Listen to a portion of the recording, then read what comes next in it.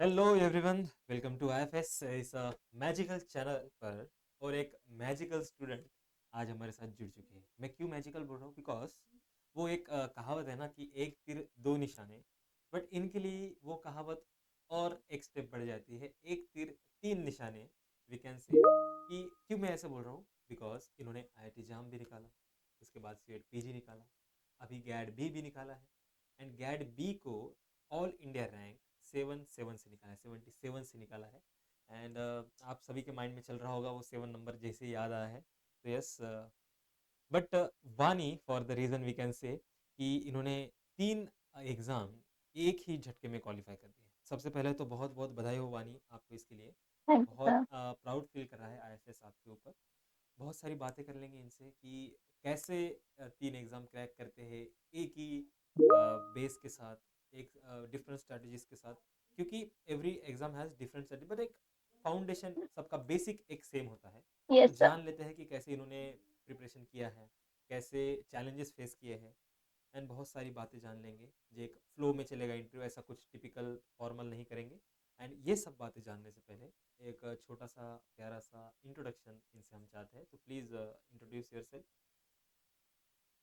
I'm Vani Sharma. I've qualified all these exams, IT JAM, CVT PG, and now GATB. I've done my graduation.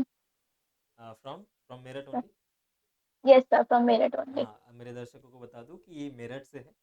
And इन्होंने वहीं से अपना graduation complete किया है। And आपका graduation complete हुआ है या फिर कुछ बाकी है for same third same? Yes, sir. Uh, सब बस रिजल्ट आना बाकी है, रिजल्ट बाकी आना हो गया। बाकी बाकी हो गया। जी सर। Great great. एंड ये जो भी आपने प्रिपरेशन किया है, आपने अलोंग विथ योर बीएससी किया है we can say. Yes sir. तो यस सबसे सर। पहला मेरा सवाल ये है कि मैनेज कैसे किया? तीन एग्जाम को टारगेट करना है, सर। उसके साथ छः जी। सेमिस्टर देने हैं, ये दोनों को मैनेज कैसे जी। किया? तो हमारा कॉलेज वैसे एग्जाम्स ओरिएंटेड रहता है, तो हमें वैसे ज्यादा जाना तो नहीं पड़ता, तो हम एग्जाम्स देने ही जाते हैं। तो एग्जाम की प्रिपरेशन वो हमारी इस प्रिपरेशन के साथ ही हो जाती है, तो इसलिए एग्जाम्स भी साथ में ही हो जाते हैं। बस उन दिनों नहीं पढ़ पाते एग्जाम ओरिएंटेड, लेकिन वैसे हो जाता है। कहाँ है ऐसे कॉलेज एग्जाम इतना सर आपके हमारे एग्जाम हैं। में प्रेफर कर रहे हैं? सर टीचर्स बहुत अच्छे हैं, वो कहते हैं कि आप आगे के लिए तैयारी करो, अपना देखो, एग्जाम्स में आ जाओ एग्जाम देने। Great great. बहुत हमारे टाइम पे ना ये एग्जाम एग्जाम नहीं होता था, बस आप सेमिस्टर का दो। एंड उसके अलावा आप किधर भी गए वो 70% अटेंडेंस वाला एक चलता था। जी। बट नाइस, यू हैव नहीं बीन नहीं लकी सर। कि सर आपका टीचर्स काफी हाँ। सपोर्टिव है यहाँ के। तो उनकी फीलिंग कैसी थी जब आपने उनको बताया होगा कि सर मेरे तीनों एग्जाम निकल गए? तो व्हाट वाज देयर तो अभी रिएक्शन? नहीं बताया किसी को। अभी नहीं सोचा कि बताया पहले किसी को? एडमिशन हो जाए, उसके बाद बताएंगे। ओके। एंड उसके बाद हाँ, मतलब कॉलेज का सपोर्ट था इसलिए आपने मैनेज कर दिया। ओके। जी सर। एंड ये एग्जाम्स के बारे में पता कैसे चला, वो भी कॉलेज की वजह से? नहीं नहीं सर, सर यूट्यूब पर ही जैसे हम देखते रहते हैं कि हाँ आगे मास्टर्स के लिए कहाँ से कर सकते हैं, कैसे कर सकते हैं, तो सर इसके थ्रू ही पता चला, धीरे धीरे यूट्यूब के थ्रू ही आपके प्लेटफॉर्म से पता चला। फिर और देखा। फिर ऐसे ही पहले आईटी जाम का पता चला, फिर उसके बाद एक एक और एग्जाम्स का पता चला, देन बस देते चले गए सारे एग्जाम्स। बढ़िया, मतलब सब आपने खुद से रिसर्च किया, वी कैन से। जी सर, एवरीथिंग। सब ओके। फ्रेंड्स का भी कोई वो नहीं था। फ्रेंड्स ने भी किसी ने भी नहीं दिया, तो अकेले मैंने ही दिया था। अकेले आपने ही दिया था, आपने ही सर्च किया था जी कैसे सर। कुछ एग्जाम्स होते हैं। बहुत बढ़िया, बहुत जी। लाजवाब। एंड आईएफएस के बारे में कैसे पता चला? तो यूट्यूब के थ्रू ही पता चला। यूट्यूब से ही? क्लासेस ली थी यूट्यूब से, जी सर, कंटेंट प्रिपेयर करा था। मतलब पीवाई ये क्यूज। सब, हाँ जी ओके सर। ओके। जी बोलिए सर। बोलिए। सर अकेडमी के लिए मैंने आपकी जो टेस्ट सीरीज आई थी लास्ट मंथ में, एग्जाम से पहले जो टेस्ट सीरीज आती है आपकी, सर मैंने वो ली थी, वो अटेंड करी थी। अच्छा, मतलब सब ये जो भी है जी। एग्जाम्स के बारे में, आईएफएस के बारे में हाँ। खुद ही रिसर्च किया आपने? हाँ सर, एवरीथिंग। वी कैन से एक आपके अंदर छुपा हुआ एक साइंटिस्ट ऑलरेडी पहले से ही है। तो थोड़ा मैं सर बस। अनुमान लगा सकता हूँ कि आपका करियर आपको हम्म, रिसर्च में ही करना है। जी सर। ठीक है, मान लिया रिसर्च में करना है, तो क्या खोजना चाहोगे आप? अगर सपोज आपका मास्टर्स हो गया, पीएचडी के लिए आप जा रहे हो, तो क्या कहाँ से कुछ करना चाहते हो? कुछ है माइंड में? सर जी सर, सर वैसे मेरा इंटरेस्ट मॉल बायो में है, तो शायद उसी में ही मैं आगे बढ़ूँ। मोल बॉय में आपको करना है? क्यों आया जी इंटरेस्ट सर। मॉलिक्यूलर बायोलॉजी में? सर आईटी जैम के थ्रू ही जब पढ़ना डिटेल में पढ़ना शुरू करा, क्योंकि उससे पहले 11th-12th में तो इतना इलेबोरेटेड होता नहीं है। राइट। ग्रेजुएशन में भी 11th-12th की पढ़ाई होती है ग्रेजुएशन की, जो इलेबोरेट कर दी जाती है। लेकिन सर जब हम इन एग्जाम्स की तैयारी करते हैं, उससे हमें जो जिस डिटेल में पढ़ना होता है, तब पता चला अच्छा मॉल बायो ऐसे है, उसमें इतनी डिटेलिंग्स है। ट्रांसक्रिप्शन का भी इतने लेवल पे नहीं पढ़ा था, ट्रांसलेशन इतनी डिटेल में कभी नहीं पढ़ा। तो सर जैसे जैसे पढ़ते गए अच्छा लगा पढ़ने में। तो सर ऐसे राइट, मतलब और भी मतलब जेनेटिक्स हाँ, है, बायोकेमिस्ट्री ऐसा। मतलब हम कह सकते हैं कि जब कॉम्पिटिटिव एग्जाम का आप प्रिपरेशन कर रहे थे तभी आपको इंटरेस्ट जी, आया इन सब सब्जेक्ट में, जी सर। क्योंकि तो उतना मुझे डीप। इसे पढ़ना अच्छा लगा इसलिए। राइट राइट, कि थोड़ा फैसिनेटिंग लगता है ना कि हमारे बॉडी हाँ, के अंदर हाँ। कैसे चीजें होती है। हाँ, हाँ। वो सब क्योंकि बचपन से ही है, साइंस में इंटरेस्ट इस वजह से भी। हाँ, क्योंकि ज्यादा डिस्कवरी देखते थे। यस सर, बहुत ये सब चीज़ें तो बचपन से हैं। राइट राइट, मतलब कार्टून के अलावा ये ज्यादा डिस्कवरी देखना, एनिमल प्लेनेट नहीं, देखना। नहीं सर। हाँ सर, यही सब चीज़ें, नेशनल ज्योग्राफिक और ये राइट सब। राइट, ग्रेट, बहुत बढ़िया। एंड अभी थोड़ा एग्जाम के बारे में बात कर लेते हैं, फिर और जी, फ्यूचर टॉक्स कर लेते हैं, ठीक है। जी। अगर मैं कहूँ कि आपको, सबसे पहला सवाल कि इस एग्ज़ाम को मैं रिजेक्ट कर रहा हूँ, सपोज कुछ हो गया, एक हाइपोथेटिकल क्वेश्चन, सपोज कुछ हो गया, कहीं से तो भी बोल रहे कि पेपर लीक हुआ है, सेटिंग हुई है, एग्ज़ाम हमने हुँ, रिजेक्ट कर, आपको फिर से देनी है जी सर। एग्ज़ाम, तो आप जी, ऐसे क्या ऐड ऑन करोगे अपने प्रिपरेशन में कि आपको और यही रैंक हासिल हो या फिर और खतरनाक रिजल्ट आ जाए। जी सर। सर मेरे जो नोट्स हैं, बहुत अच्छे नोट्स हैं। मैं उनको ही दोबारा से कई-कई बार रिवाइज़ करूँगी। और सर मेरे सारे पेपर जो गेट-पी का आया था, वो सारे नोट्स में से ही आया था। तो इसलिए बहुत अच्छे नोट्स हैं, उनको बार-बार, बार-बार रिवाइज़ करो, उनसे हो जाएगा। बस, मतलब और कुछ ऐड ऑन करने की ज़रूरत नहीं है, जो मैंने जी पहले सर, किया था कुछ वही मैं भी करूँ। नहीं। वाह, जी sir. Very confident, sir very section A confident. की प्रिपरेशन है, वो भी मेरी पूरी कंप्लीट थी। तो अगर दोबारा भी होता है, तो वही सब उठा के दोबारा से रिवाइज़ करना है बस। सही बात है, सही बात है, मतलब ऑल जी। All material, extra raw material आपके हाँ पास सर, है। सब कुछ। सर शुरू में परेशानी होती है, जैसे हम नए-नए स्टार्ट करते हैं, लेकिन गेट बी तक आते-आते हमें 6 टू 7 मंथ्स हो जाते हैं इसी प्रिपरेशन में। राइट। और सारे टॉपिक सेम है, बस हमें जैसे एग्जाम है, एग्जाम ओरिएंटेड बस पढ़ाई करनी होती है। गेट बी का पैटर्न अलग है, क्वेश्चन पूछने का तरीका अलग है, आईटी जैम का अलग है, लेकिन टॉपिक तो वही है ना, तो इसलिए वहां से हो जाता है। राइट, ये बात तो सही है, क्योंकि मैं भी एक पॉइंट ऐड करना चाहता हूँ, जब आप बायोलॉजी या फिर लाइफ साइंस के रिलेटेड कोई भी एग्जाम देते हो ना, कंसेप्ट तो सेम वही रहेगी, बट उस यस कंसेप्ट सर। को पूछने का तरीका अलग अलग रहता है। आईआईटी एग्जाम में कुछ अलग तरीके से पूछेंगे, गैट में थोड़ा अप्लाइड रहेगा, एंड सीयूईटी जी, में थोड़े डायरेक्ट क्वेश्चन कोर सब्जेक्ट के ज़्यादा रहेंगे, बस जी, एग्जैक्टली वही है, बट जी, कंसेप्ट तो वही है। बस फिर जी, आपने कैसे मैनेज किया, तीन एग्जाम का अप्रोच अलग अलग है, तो आपने कैसे जी समझा सर। है तीन एग्जाम को, तीन एग्जाम के लेवल को।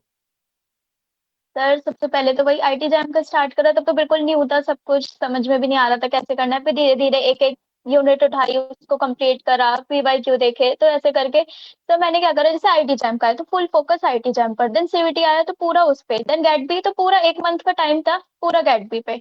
उसके पीवाईक्यू करने, बार-बार देखना कहाँ से कौन से टॉपिक से क्वेश्चन आ रहा है, उसका एनालिसिस करना, तो ये सब। ओके, मतलब एक बार ही नहीं कि आईआईटी का भी कर लूंगा हाँ। एक बार, सीयूईटी का भी एक बार नहीं, कर नहीं, लूंगा, नहीं, नहीं नहीं, एक नहीं। एग्जाम पे एक एक-एक बार जो पूरा। एग्जाम आ रहा है उसको ही अप्रोच करो पहले। ग्रेट, बढ़िया। एंड ये सब बातें इनबिल्ड है, आपने खुद से ही यस अप्लाई की सर। है या फिर यस कुछ सर। नहीं सर, कहीं से कुछ नहीं, कोई टीचर्स वैसे मतलब वर्चुअली यूट्यूब से था, लेकिन वैसे नहीं था क्योंकि कोई सामने से मेंटोर हो, कोई समझाए, तो ऐसा नहीं था। ओके, मतलब जो भी चीज़ें आपने अप्लाई की है अपने लाइफ जी में, वो सर। खुद से, खुद के एक जी। लॉजिक से किया है। जी सर। ठीक है, तो अभी पेपर की बात करते हैं, उस 3 घंटे की बात करते हैं, ठीक है। तो जी। दो सेक्शन होते हैं, सबसे जी पहले सर। आपने किसको अप्रोच किया, बिकॉज टाइम बाउंड तो कुछ होता नहीं है, जी। कब कहीं से भी आप कुछ भी जी, कर जी। सकते हो, तो हाँ। पहले किसको अप्रोच किया आप।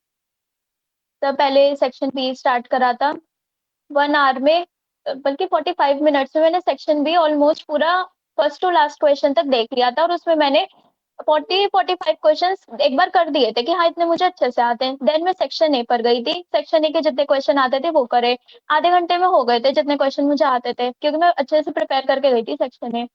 उसके बाद जितना टाइम बचा था, फिर मैंने बाकी के क्वेश्चन देखने स्टार्ट करे कि हाँ कितने आ सकते हैं, किसमें सोचना है, किसमें कैसे करना है।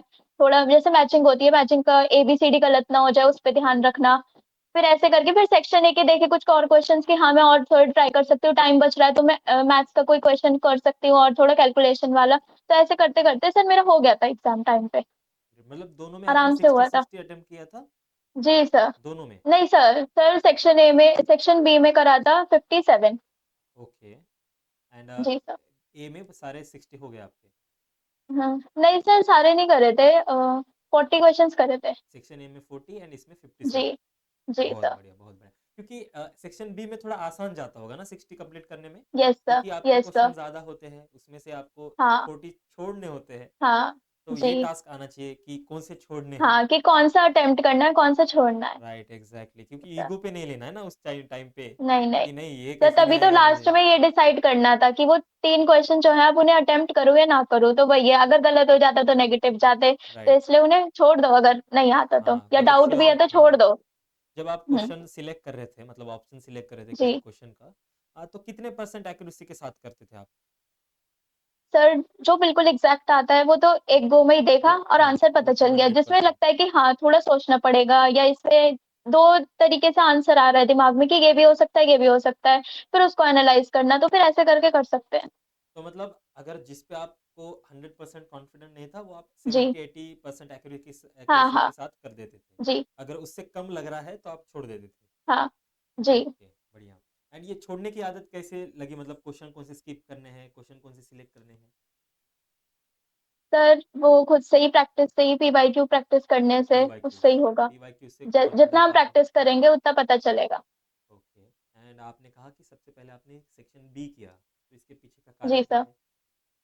सर ज्यादा वेटेज है उसका, और सर बायोलॉजी सेक्शन है, तो अगर हम वही अप्रोच जल्दी करेंगे उसको, मार्क्स हमारे आने शुरू हो जाएंगे कि हाँ इतने मैंने कर दिए, इतने मार्क्स आ रहे हैं, तो बूस्ट भी मिलेगा, फिर सेक्शन ए पे हम आराम से कर पाएंगे, क्योंकि वहां पे हमें सोचना नहीं है, वहां पे हमें कैलकुलेशन करनी है, वहां पे हमें अपना बिल्कुल आईक्यू लगानी है वहां पर, तो इसलिए। अच्छा, मतलब जो वाला अपना आपका स्ट्रांग पॉइंट है सबसे पहले वो करो। जी जी फिर सर। उसके बाद जो कैलकुलेशन वाले हैं, मतलब जो डायरेक्ट जी क्वेश्चन है जिसपे आपको हाँ हाँ। एक गेस भी नहीं लगा सकते, आपको जो एक्यूरेट आ रहा हाँ है जी। वही करना पड़ेगा। तो मतलब जी वो उसके लिए ज़्यादा टाइम दो, वी कैन से, अगर जी आपके हिसाब से, तो आपको टाइम हाँ। सफिशिएंट था दोनों सेक्शन के लिए। जी सर बिल्कुल। And mock test and PYQs, आप किसको रेफर करोगे एंड क्यों?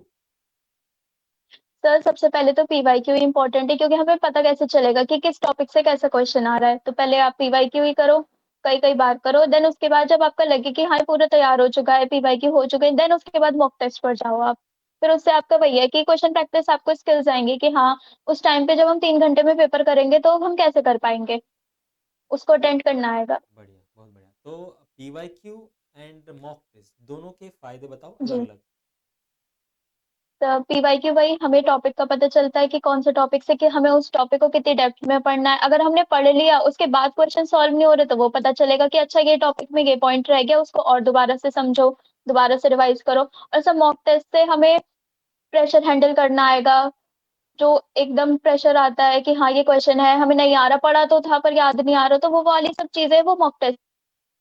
टाइम मैनेजमेंट आ जाता है, टाइम बाउंड तरीके से आप सॉल्व कर सकते हो, ये सारी चीज़ें होती है जब आप मॉक टेस्ट देते हो, राइट। एंड अभी थोड़ी फ्यूचर की बात कर लेते हैं। अभी आपने एग्ज़ाम दे दी, सब कर दिया, फिर आगे क्या करना है, किस में मास्टर्स करना है, कौन से सब्जेक्ट से?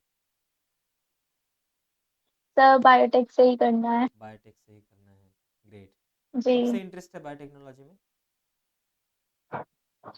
सर, ग्रेजुएशन जैसे जैसे चल रहा था तो लग रहा था कि हाँ यहाँ से तो नहीं करना, अच्छी जगह से करना है पढ़ाई, जहाँ पर अच्छी हो, इंफ्रास्ट्रक्चर अच्छा।